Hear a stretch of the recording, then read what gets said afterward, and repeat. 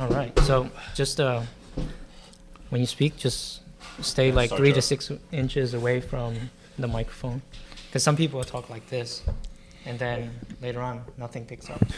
You Yeah. got it. So You got it. We mess up a lot, so sometimes we might have to restart after an hour. So let's hope you don't have anything to do after this. Okay. I'm only kidding.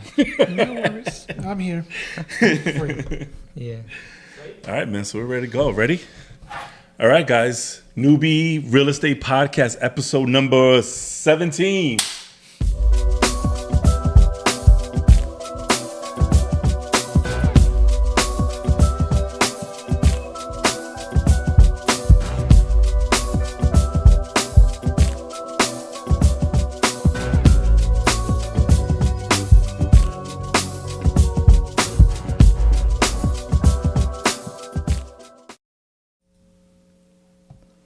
All right. Welcome to the show, guys.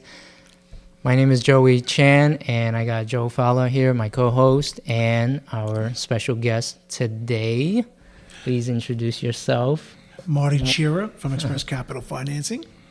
Nice. Welcome, Marty. Thank you. We've known each other for quite a few years. Yep.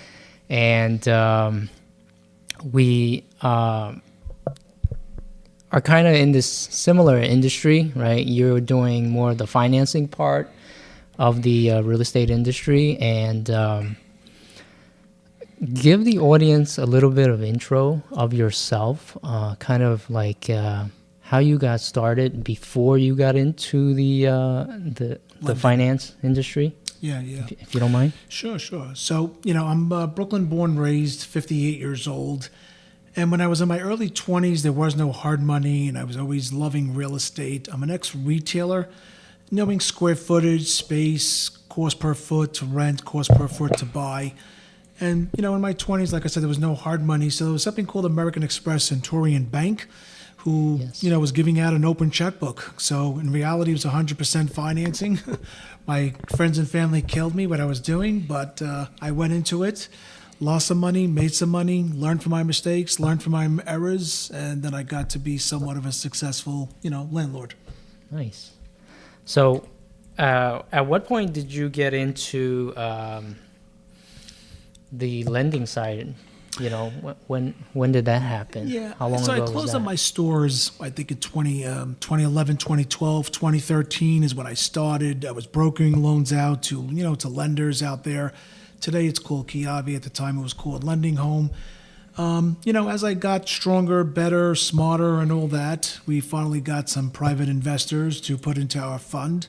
And we started our, technically we became a lender in 2014. Okay. So 2 or 3 years later, we became an actual lender. Oh, wow. Nice. So you've been doing this now for about 9 years or so. Yep. 10 years. Yep. So what kind of drew you into doing this? Was it just money, or was there something more? Yeah, it's funny you mentioned it. So when I closed up my retail, I didn't really have any direction on where to go. I was a successful retailer back in the day, but then when the big box stores, the Alexanders, the Macy's came in, the Bed Bath and Beyond, it was hurting my business. That's the the business I was in a small scale. In the Bronx area, Fordham Road and Dyckman Street and Upper Manhattan. But I was always good with numbers, whether it's a tax return, profit and loss, like I said, square footage and, stories, flights of stories on a building and all that. So my wife said, why don't you go into something that's, related to numbers? I was going to try the accounting field. When I saw all the studying that I had to do and all the intensity and all the rules and the guidelines, I didn't like it. So I started to venture out in merchant cash advance, lending businesses money. Okay. But being an ex-retailer, charging a customer, a retailer 30, 40, 50% when that was their margins, it was very hard for me to sell something. When you don't feel comfortable, can't sell something good. And I got out of it. And then one of my first marketing, it was a mistake in marketing, was a commercial real estate financing. And I got my first hit of a retail outlet, the building in Florida, and that was my first deal that I closed. Oh. So it's just a fluke, but that's how I got into it. It's like commercial lending. Commercial lending, yes. Okay. Yes. And again, at that time, I was a broker until 2 or 3 years later, which was like 2015, 2016, I became an actual lender. did you ever do residential? Residential for the non-owner occupied, for 1 to 4s, landlords, investors, developers, flippers, that type. Also, we focus on commercial properties, multifamily, mixed use, industrial, retail. Those could be an owner occupied, but the 1 to 4 cannot be because it's an investment purpose only or business purposes only, they call it. Right. You know? Yeah. So I started, I want to say around like 2017, actually doing it, but I was in the industry before that. I was like going to events and stuff like that. Like, I started doing events around like 2015, going to networking more so. So when was, like, I guess the traditional hard money, when did that come about? Was that even before you got started? That was always around? Yeah, like I said, I was doing it Okay. to Lending Home, which is now Kiavi. That's what I was doing. So it's been around, I believe, about 15, 18 years. Okay. Okay. Okay. That space filled where a bank can help investors, which is providing high leverage, low deposit, low risk, not only for the purchase, but helping them out for the rehab. So the less the investor puts in, the less the risk, and he makes the most return on the investment. Right. So that's where hard money came into play. And I'm sure everybody knows here, well, just to let you know that hard money is not a hard product or program. Hard money just means like a hard asset. Just for the folks out there to learn. Yeah, definitely. The show is kind of, I guess, geared towards the new investors. So, anytime where there's like a product that, if you want to elaborate on the product, you're definitely welcome to, like what is a hard money, what is a DSCR loan. You don't have to do it right now, but, as we kind of get into the subjects, maybe do a quick explanation Sure. what those products actually mean. Sure. And if you know how they kind of came about, because I've only heard about for example, the DSCR loans. I've only heard about them in the last like 3 or 4 years. Before that, I've never heard that term. Maybe it was maybe they used a different term. I just Prior to uploaded that? a video on social media about that. Yeah. Yeah, Isn't that amazing? Okay. I believe it was called non-qualified mortgage. No Non-QM, tax yeah. returns, no W-2s, no income verification, and that's honestly where the financial crisis happened, Mm-hmm. because of over leveraging and giving anybody money that just had a pulse, Right. and that's what caused that financial, unfortunate downside to the economy. But debt service financing just means it's similar to hard money, but it's all about the debt service of the property. The income and the expenses equals the debt service. Most lenders want either a 1.0, 1.10, 1.20, and what that means is either they want a flat where the income and the expenses are even, or they want 10% above that, or 20% above that of income coming in. Why do they want that 110 or 120? Because they just want you to have that cash flow just in case of a rainy day. Right. That's what they're looking for. The hard money, there's always going to be, these gurus or people sensationalizing certain things, right? Right. And hard money sometimes gets a bad reputation, right? It's like loan sharking, high interest, where they make it out to seem like the bank is the only one that's going to make the money, like as you were saying before. How do you overcome those objections sometimes? So I explained to the people that banks aren't lending to an investor who wants to fix up a house, not unless it's a 50 something 203K. 203K if you're going to live in the house or if you're going to rent out half and live in half. But if you're strictly an investor, it's very rare where a bank is going to be lending you. So with that case, that's where the hard money is. I mean, think about it. Where can you go to a lender to put down 10, 15, 20%, make the most ROI, and be successful? So the less you put down, the less risk you have. Being an investor back in the late 80s, early 90s, if you put $100,000 cash into a deal and you're going to make $100,000, how much are you going to make? 100% return on the investment. That same deal, instead of putting $100,000, imagine if you put down 10%, and you can make $100,000. You're going to make 900%. It's all about the return on the investment. And your other balance of your money, you should be diversifying it and putting into many projects. So whether you're a newbie or a savvy investor, put it into other asset type, stocks, bonds, or other real estate deals. Your money needs to be working for you. Just having it in the bank and your mattress is not even doing nothing. It's hurting you, especially now with this inflationary market that we're in. What I'm learning in this business is not necessarily like an ignorance, but a lot of people aren't savvy and they don't understand these institutional banks, your Chase, your JP Morgans, they're not into short-term lending. They're about amortizing a loan, right? They're into making the most profit over the first 5-10 years, right? So that's where you come in. Yeah. A lot of hard money's come. Yeah, and a good lender is going to make sure that the deal makes sense, is profitable.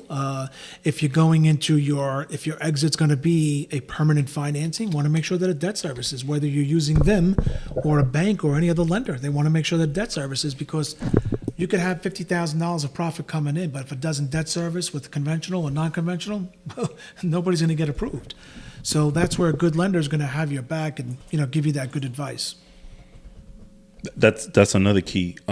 If you don't have a Joey Chan, you always could have your hard money lender, right?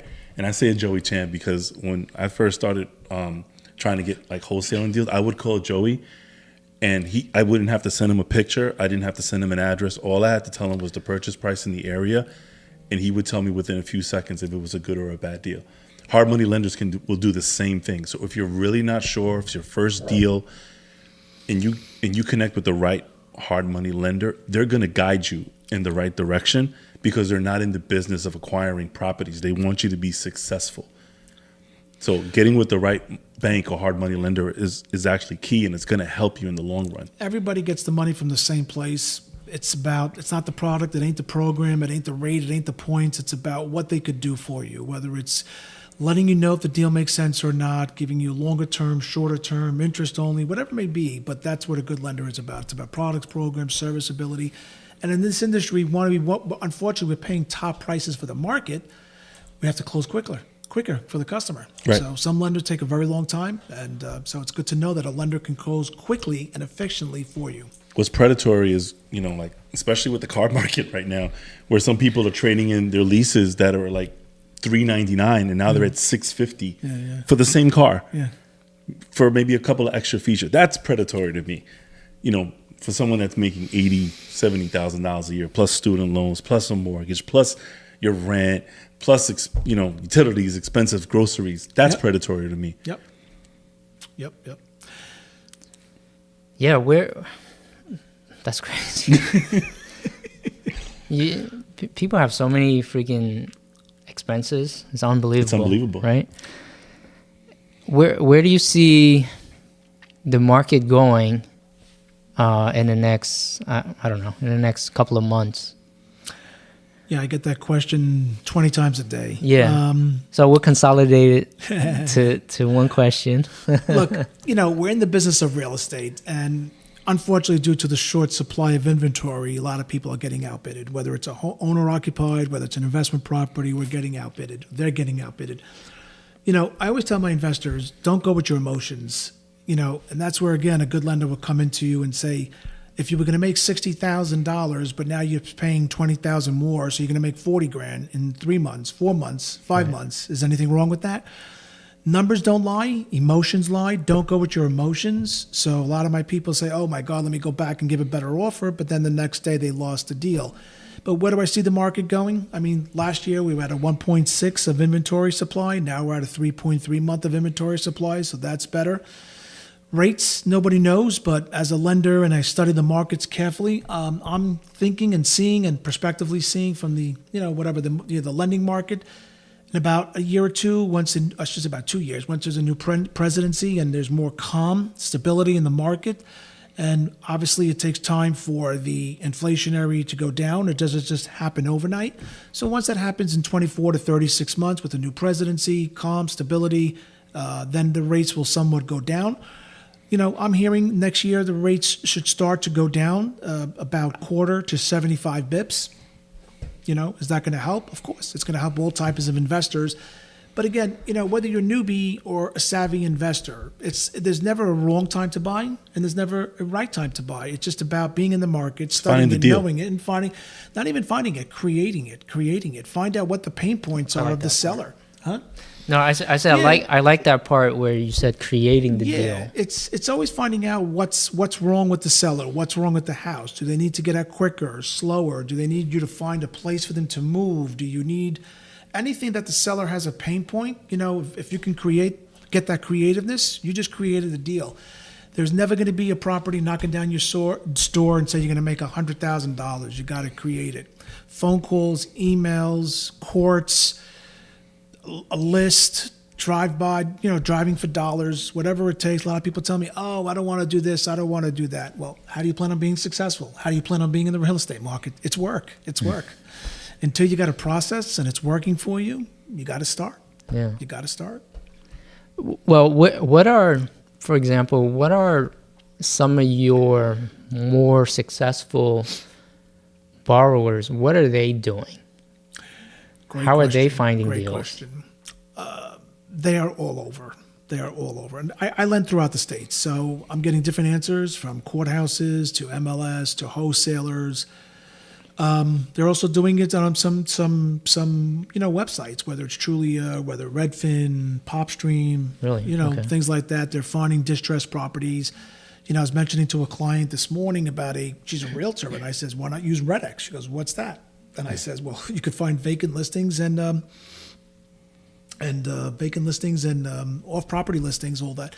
Why not use it? And she was like, oh my God, I didn't know about that. I forgot about that. So there's many ways. Let me do it now for a few minutes. Just talk about it. Yeah, absolutely. So We'll talk about it. There's PopStream, there's GEO data, there's ListSource. These are great. Filter your city, filter your state, your price range, your property type.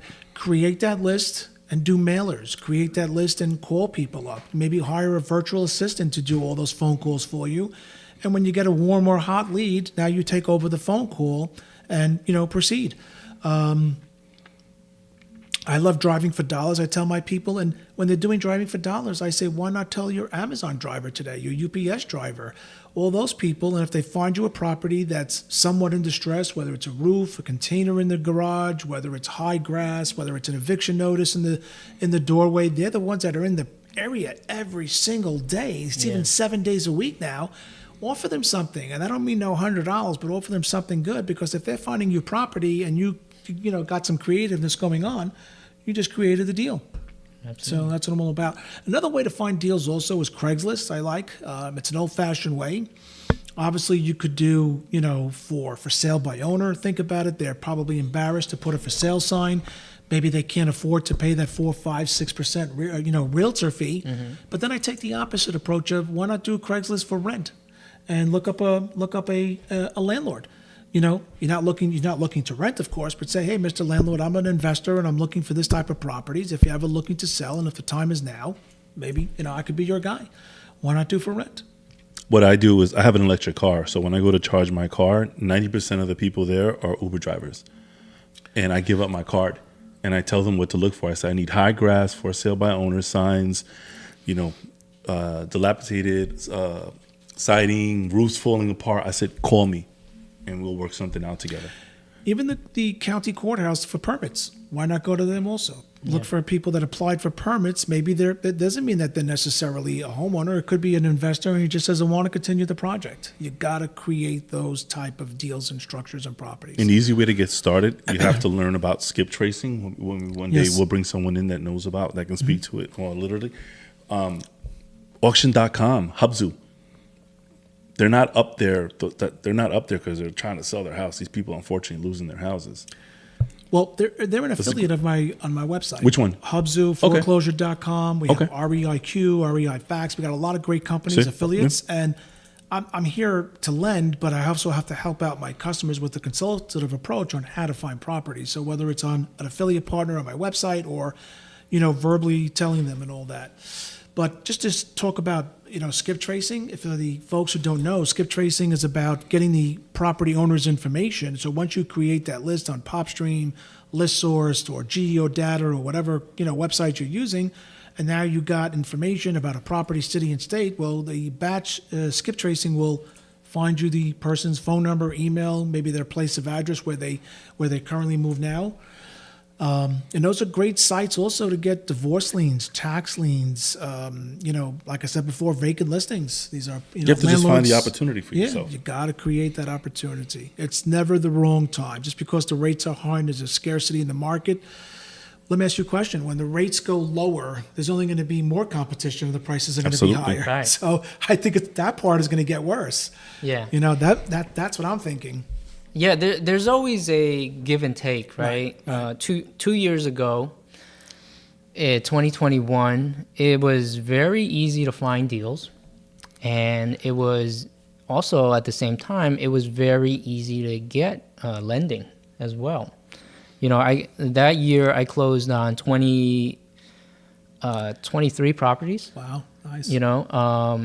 Yeah, well, 21. We wholesaled 2, and then we closed on 21 deals. And like I said, it was easy to find deals at that point. But just barely 2 years later, it's like nearly impossible to find. I think it's more this keeping the same criteria. So we have to kind of up our criteria and up our how much money we're willing to pay for these properties now. Yeah, and just going back to 2021, there was a very big out-migration due to the the COVID pandemic. A lot of people were moving out, so that was a good sign to get properties, or a good way to get properties. Now rates are so high, a lot of homeowners don't want to sell, so there's a lack of inventory. But once the rates do go down and the 3.3 month of supply increases, I just think it's going to be a bidding war worse than it was the past year or two. I have a question. There's a lot of sensationalism also about big banks gobbling up all these single properties. Yeah, the institutions. Are you actually seeing that happen? I'm reading on it. A lot of institutions are buying. They take up about 7 to 10% of the market. The way the media makes it sound. I mean, when I Yeah. say the media, well, yeah, CNBC and Fox News, and on YouTube, everyone's, big banks they're gobbling up all the inventory. Right. Well, it's That's not the way really they're big. making It's it seem. institutions, but they're also selling a lot too. One or two of them were in trouble. I don't want to say their names, but they were unloading a lot of houses too, which increased the inventory Redfin. supply. Redfin's a lot. Okay, so yeah, and there's another one also. They got rid of a lot of their homes because their portfolio was not making sense for their investors. So time will tell. But we need to have more investors in the market and less institutions because we don't want them to grabbing up in the market supply. Otherwise, all of us can't make money. Right. It's funny because it happened to Redfin, right? And you would think a company like Redfin, with so much money and they're in real estate and they didn't know how to wholesale, meaning they were buying. They didn't follow any of the current protocol. Any protocol, the 70% rule, anything that any 12-year-old wholesale that's run a couple of flips could say, well, that's not a good deal. And they were just buying these properties up. I hear you.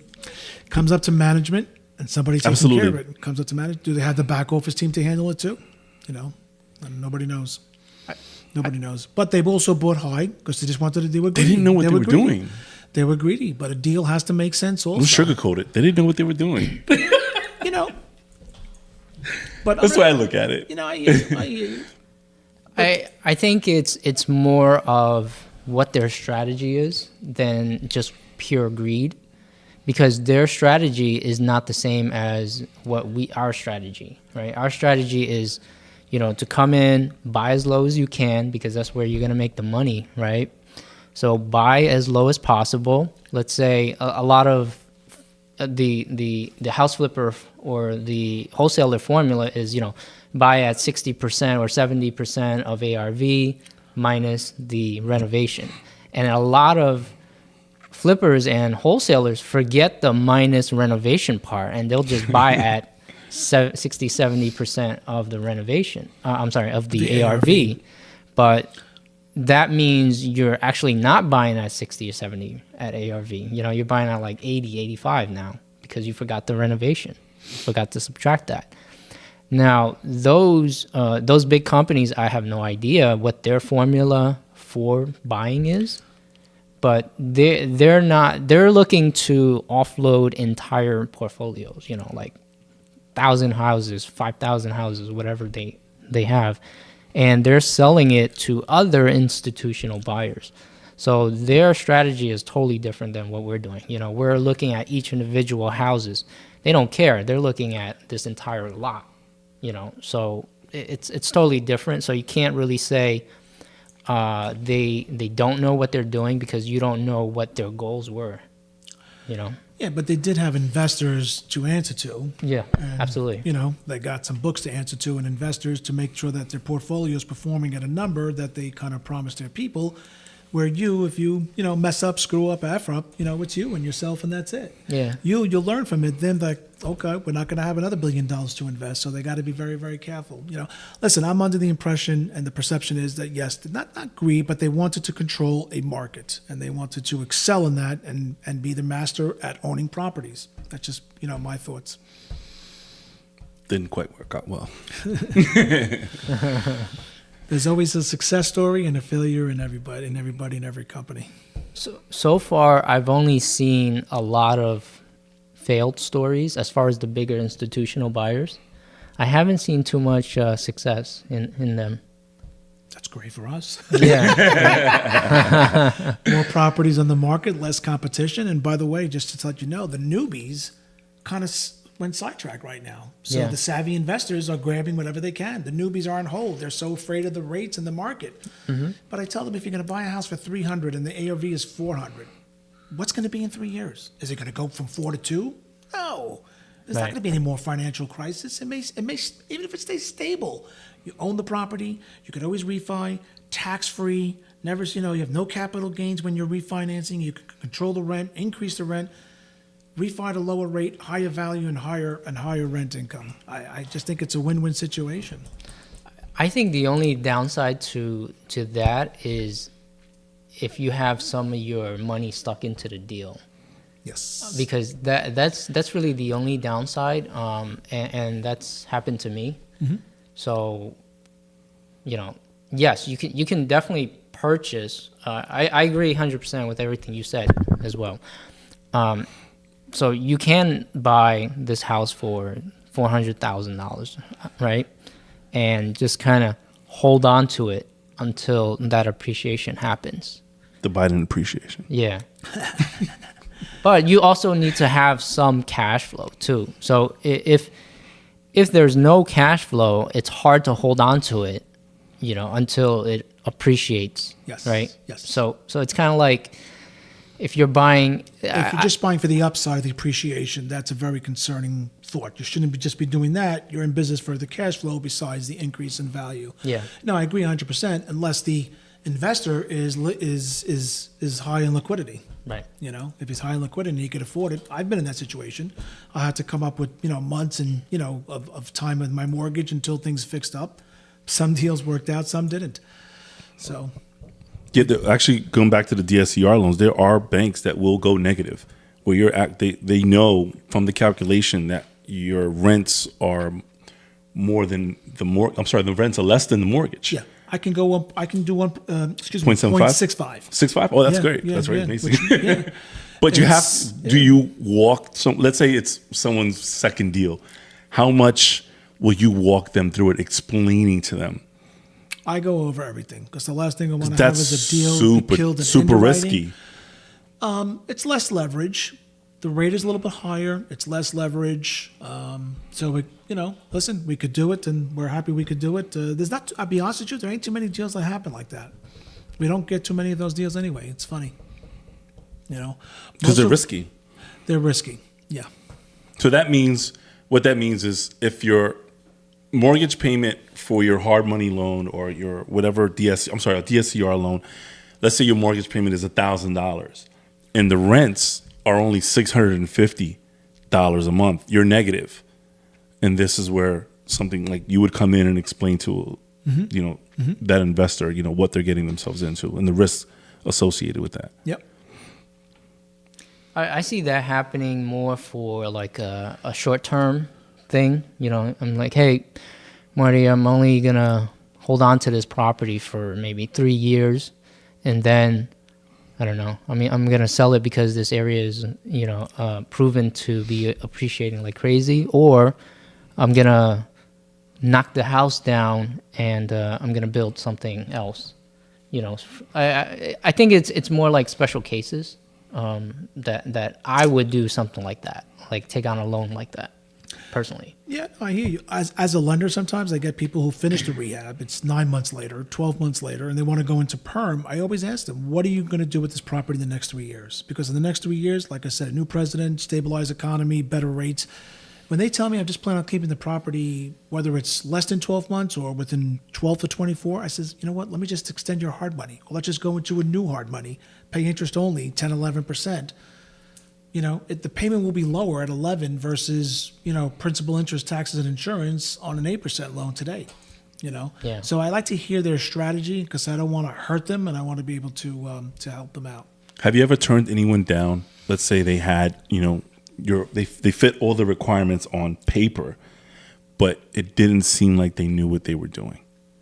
Have you turned people down like that before? That goes down to a character part, yes. On the hard money side, let's say they're doing an extensive high rehab.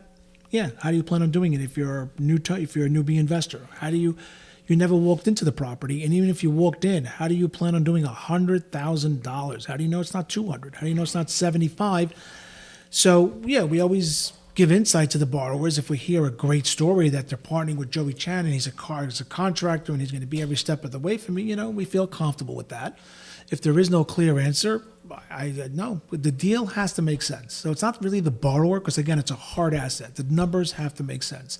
On the hard money side, we like to have a minimum of $15,000 profit on a deal. If it's less than that, but it's an experienced investor, no worries. No worries. On the permanent side, 30-year debt service, again, as long as the debt service is at a 1.0 or above, we're fine. We won't take on a newbie for debt service. So whether they are, even if they have to have either their own home and experience being a homeowner with a mortgage or an investor. So that's, the debt service is not meant for newbies. So if someone is an existing homeowner, if they've done a deal before, you'll do a hard money, but you won't do a debt service loan with them. Permanent, they have to own a piece of property. Owner occupied, non-owner occupied, they have to own a piece of property. But not for a flip, if they're looking for a flip, we could work with the newbie. Work with the newbie. But we can That's be important. creative on the debt service side because if somebody doesn't have that experience or doesn't have that score or doesn't have the liquidity, just put them on the LLC and we'll do it. So we could do a lot of things. What are your LTVs like right now? For a hard- newbie, let's say, because this is a newbie real estate podcast, right? So, it's a great question. So for newbies, I'm going to say 75, maybe 80% for me, 20, 25% on a hard money side, 12 months, interest only. Rates, somewhere between 11 and 12. When I say interest only, no prepayment penalties. So it sounds high to hear 12%, but when you're in the deal for 6 months, it's 6%. You're in for 5 months, you paid 5%. Your credit card is 19%. Yeah, it's 24, 19. 26%. My credit card is like my It's in the Amex 20s is now. I think like 26 27 or 26 29%. right now. I don't even know what it is. Yeah. And on the debt service permanent 30-year, where we can go as high as 80%. We can go as high as 80%, 20% down. 30-year, and we could do On DSCR loans. Yep, we could do. That's the trendy word. You have to use the words that they're using on social media. Well, I know, 30-year perm rental. Yeah. They won't grasp it sometimes. Yeah. So one of the questions I want to answer to you is that a lot of investors are the savvy ones. They're increasing their portfolio, so they're realizing it's the affordability is kind of gone these days. Unfortunately, newbies, new formations of households can't afford to buy a home, whether it's the rates, whether it's their cash liquid to buy a home. So landlords are realizing this is a great opportunity, and I always say create that opportunity, and they're realizing it now to be more of a landlord. And even when the rates do go down and affordability is makes more common sense, there's still always going to be people that need to rent for whatever reasons. It's always going to be renters. Yeah, and how about the Gen X and the other X, whatever that community is, that they don't want to own. They don't want to have that aggravation. They just rather, pay their rent. They want the amenities. They want the pool, the laundry room, the gym, the doggy park. They all rolled into one. I don't want to shovel. There's always going to be that type of investor. Oh yeah. There's plenty of those, especially the younger generation. Yeah, that's what they're trending towards. Yeah. I mean, I like to own. How many foreclosures have you done in the last couple of years? On the lending side, I have no idea. My company would know that. I don't know. But I will say, failed projects. I used to be always in the courts, helping investors with buying a foreclosure. No, before no. COVID. What I mean is, you got someone into a deal Foreclosed on. and you had to foreclose on. Yeah, I don't know the exact numbers, but it's very low because my son happens to be one of the underwriters there, and his philosophy of business, I don't want to foreclose, I don't want to hurt anybody, I just want to get paid and get our money back. And especially in New York, it'll take years to get the property foreclosed and acclimated and back on the market for us to get paid. So he does workouts, if anything. He does workouts. I'm happy to say it's a very low number, but whatever that number is, it's. I got people that owe me money for 4 or 5 years. So You'll do extensions. Yeah. As long as they're making the payment. yeah. As long as they're making the payment, and we'll continue with them, giving them the rehab. At this point, we're even paying the contractor directly. We want the money back. We want our notes to perform well and get everybody out and everybody happy. I have that conversation with, it's sort of a similar thing with my conventional buyers, right?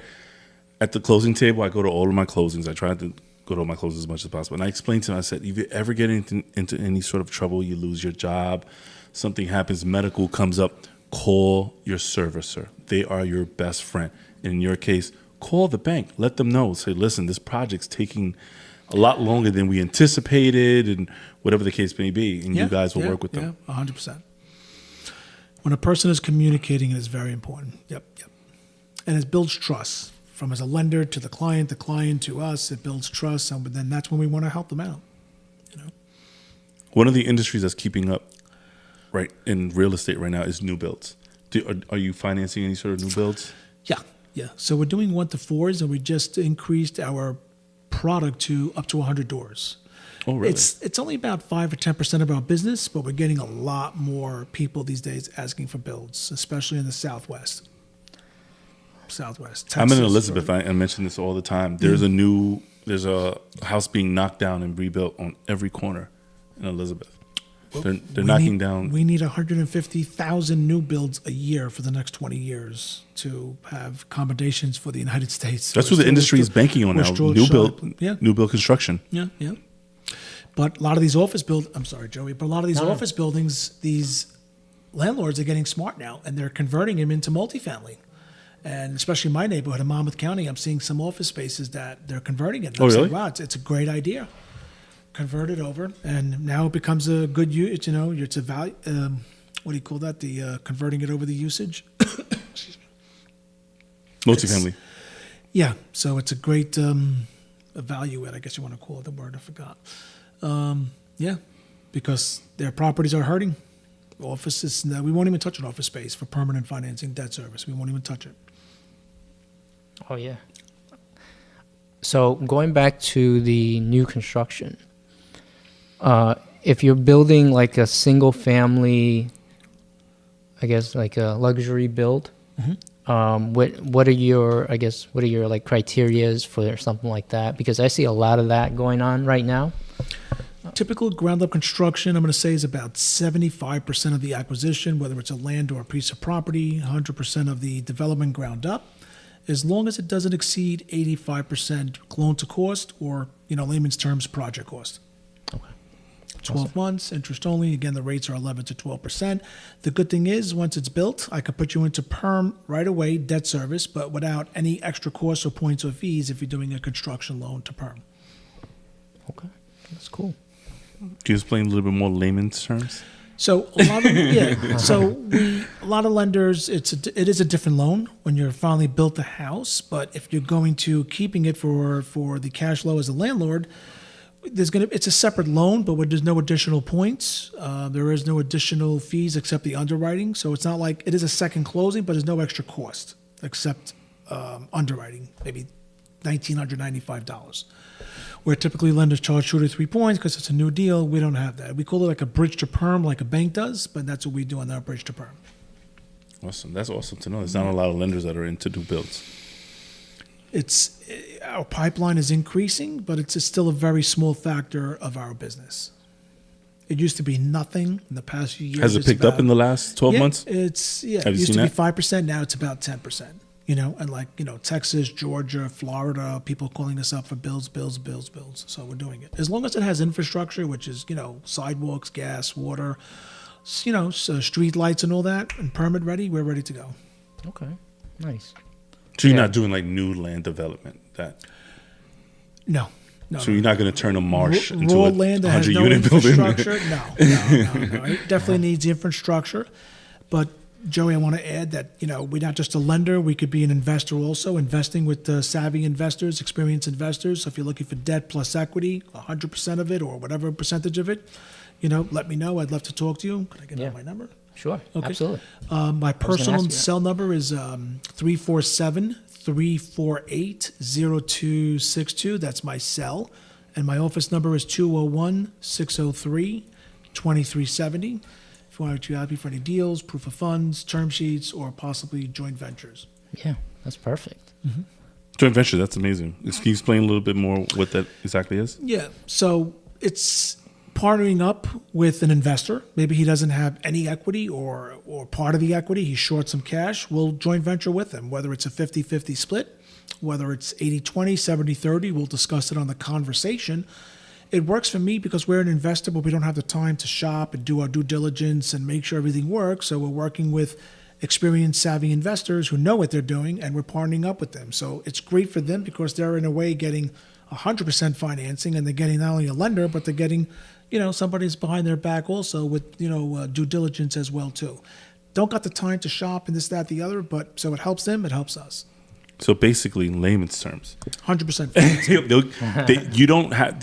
There's again negative connotation with real estate, right? I have this conversation with a friend of mine all the time, and there's always those gurus where you can get into real estate. Call me now, buy my program, but you're the real deal. So if I don't have any money, but I find a deal, right? I want to convert this single family into a 2-family in this one particular area that's being gentrified or whatever the case may be. Yeah. You will help me. I don't have to bring any money to the deal. Yes, but we want experienced people. We Gotcha. want experienced people. For newbies, it's not, we'll just lend, but to joint venture and put up our debt and equity, we want somebody who has experience. There is no exact matrix. Give us a call. We'll go over the deal. Let's learn a little bit more about them and see what their experience is. We did that, quite a few people, and it's been successful. We got hurt a few times, but it's been some, for the most part, successful. What happens when, let's say they underprice the renovation or just good old inflation, right? And things got more expensive. How have you or how would you deal with a situation like that? So let's say you do a joint venture, and the partner or contractor, he says, okay, the renovation is going to be $100,000, but in reality, it should have been, let's say, $130,000. How do you guys bridge that $30,000 difference? Again, it's a case by case. Right. If me and the investor both have the liquidity, we'll put in 50-50. If it's 100% me, that's fine. But then the numbers have to adjust on the profits, of course. But Okay. So it's Okay. it could be, everything could be simplified. Nice conversation, getting to feel them out. They feel us out. If they feel comfortable, great. We feel comfortable, great. We're looking at the numbers, of course. We're looking at the project, but believe it or not, to us, it's more about the character, the person who we're working with, because it is a relationship and it's a marriage. It's a marriage. We're going to be joined together for a good, for quite a bit of time. Yeah. So we want to make sure that we're all in it for the money and for the profit. We want to make sure that there's no divorce and a bad divorce. Golden Nugget just said it's all about the relationship. Yeah, 100%. Yeah, absolutely. You don't want to get in, let's say you don't want to get in bed with somebody who's going to be on the backside, stealing funds or doing whatever. So they'll tell you, hey, this renovation costs 100. In reality, it only costs 70. And then they're going to Home Depot, buy all these materials, And it's for the from other you. property. Yeah, it's for Yeah. another property, or they just go and return it, and then they'll So do some tricks. yeah, with that we do is a double joint account. So we're seeing everything going in, everything going out. We both have to approve a check or a credit card charge and things like that. So that's where we mitigate a possible bad relationship. Nice. Awesome. Yeah. So I think we're good unless you have any last words or anything like that. Don't be afraid to buy. There's never a good time. There's never a bad time. But uncertainty brings opportunity, and we're definitely in that market of uncertainty. So, you think you're getting outbidded. Guess what? In 6 months, the price is only going to be higher. So you got outbidded, but you're 50% in a worse shape than you were in because you didn't buy it. That's what I say. So get in on the deal now. Absolutely. Get in on the deal. you can, Remember, yeah. Emotions lie, numbers don't lie. That's why I like this business. I always say, And you numbers don't lie. Numbers don't lie. And you're mentioning newbies. When newbies are going to events and expos and they're saying, "Oh, this guy makes $100,000, this guy makes $200,000," don't go in with that concept. It's better to make $15,000, $20,000, learn. And the next deal you'll make 20, 25, learn, then you'll graduate. But just to say, "Oh, I got a day job and I want to make $100,000 on my first deal, take it or leave it," that's not smart business. Right. Speaking of smart business, let's get your take on this. So there's recently some guy in New Jersey that was like an accredited investor, and he was doing seminars and all this stuff, getting people to join and help fund his deals. And people were giving him cash. Like cash? Like cash in a bag to help joint venture with him. And then he was promising 20% returns, sometimes 30% returns. What's your take on that? Can you say his name or you can't? It's all over the media if you Google it in Jersey. Oh. Letter starts with the C and ends with an A? Yes, last name starts with a P maybe. Starts with a P? Okay. Look, it's all about doing your due diligence. Can you never do enough? No, but yes, at one point you just got to stop and say, are they going to go in or out? Are they going to be fakers? Yes, but they're also going to be makers. I go into business with the people that I know, and I built up, like right now, my 3 joint ventures, there are existing clients that have done deals with me for the past 5, 6, 7 years. And guess what? 5 years before that, they didn't do a deal with me at all. But they finally did a deal with me 5 years ago, 4 years ago, 3 years ago. Now they're telling me, hey, I'm buying a bigger project. I'm buying a bigger project. Let's joint venture. I'm only doing it with investors that I know, clients that I know. Yeah, no, that makes sense. You don't want to go to bed with anybody. What is your net? What do I say? Your net worth equals your net worth. Yeah. Your net worth is equal to your net worth. Yep. Exactly. Yep. But I'm going to add to that 3 words that I learned, and it's back in the time that me and you met. Networking is an opportunity to grow. So networking is that day or that night, the opportunities to meet and shake people's hands. But the growth is the next day. If you don't call people, connect, build up relationships, you did absolutely nothing. Call them, email them, and not just once or twice. Be in their face, be in their head, be everywhere you can, because relationships are key. Everybody's calling everybody for different things, but if you're in their mind, in their face, they're going to think about you, whether they're a realtor to sell you a property, a lender to lend you, and that's what it's all about. Because you can go all over the place, but if you ain't doing that growth part, you ain't doing anything. I love that. Absolutely. Yeah. We say that to say also, we haven't mentioned that if anyone in the audience knows of someone, or if you have a deal pending and you really, let's say your next door neighbor, they're going to be moving away to Florida, they don't think they can list the property, please reach out to us here on YouTube, Instagram, Facebook, tag anyone that you may know. Let us know. Maybe we can find someone to joint venture with you. Awesome. And if anybody's looking for my website, it's expresscapitalfinancing.com. And again, my number is 201-603-2370 or 347-348-0262. Joe, thank you so much for your time. Same here. Great. This is great. Thank you, Marty. Great, thank you. Appreciate it. Thank you, brother. You got it. Yeah. Joey, so if anyone, Joe does mortgages, if you're looking, for someone to help analyze a deal for you, if you're looking to get FHA, VA, USDA, I can help with up to financing for up to 11 units. DSCR loan, asset-based loans, anything you can think of, hit me up. Marty's here as well for any sort of additional loans that I can't help with. And Joey, what do you do again? Yeah, so I sell kitchen cabinets, own a construction company as well. And, thank you guys for watching the podcast, and have a great week. Pleasure. All right. Bye-bye.